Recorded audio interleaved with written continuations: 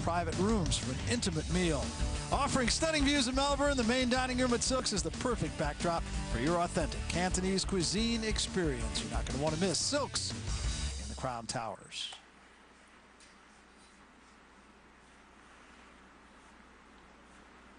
Matthews, Queen 9 suited, and not going to bother with it.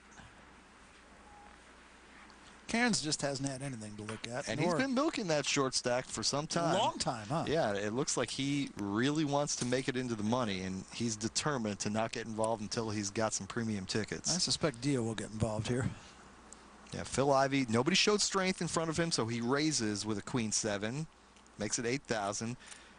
Mr. Dia with a pretty big hand could re-raise here or merely call because he does have position on the great champion. And let's give some respect to Jamil Dia. He is the reigning Aussie Million champion. That's right. Call. Just calls. And that will get Phil Ivey guessing. James will get out of the way. Kathy Liebert, Jack 6. Forget about it. 2 players to the flop.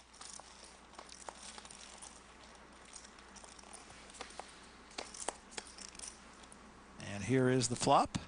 Pair of deuces and a jack. No improvement for either player. Remember, Ivey initially showed strength and Dia merely called him. Dia has the luxury of superior position. He'll get to act second. Phil Ivey does what he's supposed to do here. Call. And a quick call from Dia. And there's an ace for Dia.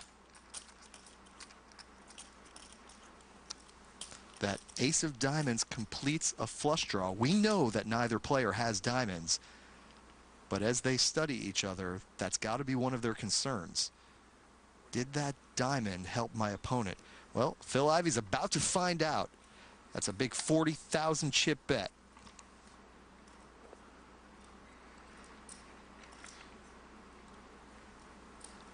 Causes Dia to think a little bit. I can't imagine he's going to go anywhere. Yeah, I agree, Barry. This is a situation where Jamil Dia has a couple of viable options, and I don't think folding is one of them, obviously. Call. He calls.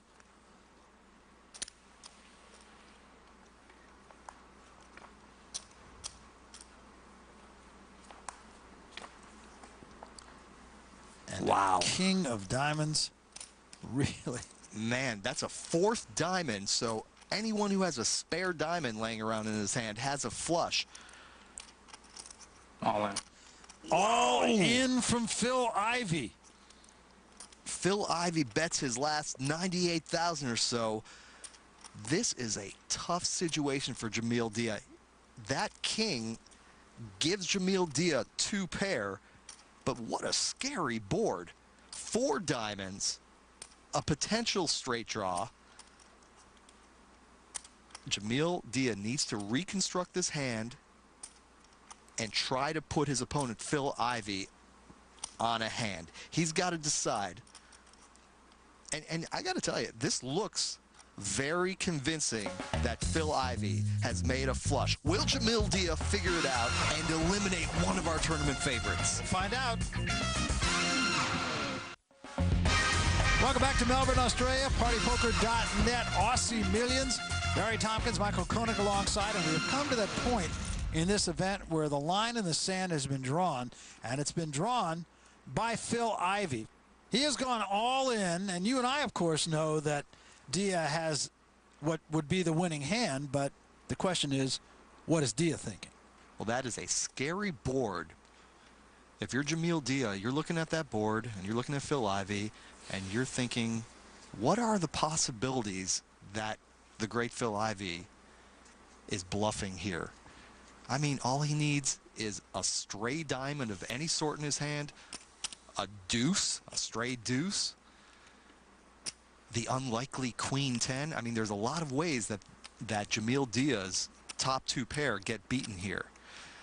On the other hand, it's going to cost him about 98,000 to win 230,000, so he's getting about 2.4 to 1 on his call. 1 minute, Jamil. Okay, the tournament director has just informed Jamil Dia that he has 1 minute to make his decision. If he does not act within that minute, his hand will be declared dead. Phil Ivey betraying nothing.